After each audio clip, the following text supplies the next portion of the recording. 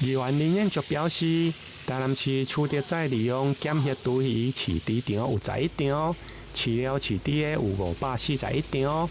不過，在非洲豬瘟發生的期間，有民眾檢舉違法的豬魚飼豬場，唔定豬魚無經過蒸煮，另外嘛無登記條目的飼豬，因此上午透過民眾提供的影片，在議會議事廳公開來質詢。廚餘餵豬，黑數橫行，迄今查獲，難辭其咎。你看，完全沒蒸煮過。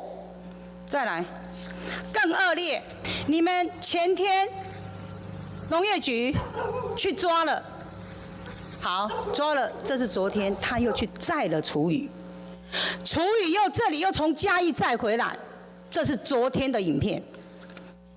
這是今天早上載回來的影片。對此，市府農業局長蘇阿嘛回應，市府在日前的聯合稽查，已經依照違反動物傳染病防治條例，佮着飼料管理辦法來裁罰120萬。那天看到是有10個廚餘桶在對面，有藏10個廚餘桶被我們發現到，所以就用那個罰款來做處理這樣子。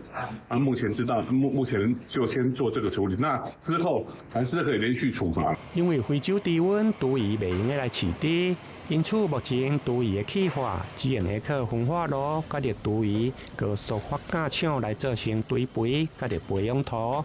不過肥料佮着培養土，就連議員佮着官員嘛分袂清楚，更莫講是一般的民眾。加上豬魚的氣化根本就對袂着產生的量，因此議員嘛建議應該要來爭取生質能源廠。台南新聞林跟楊順懷採訪報道。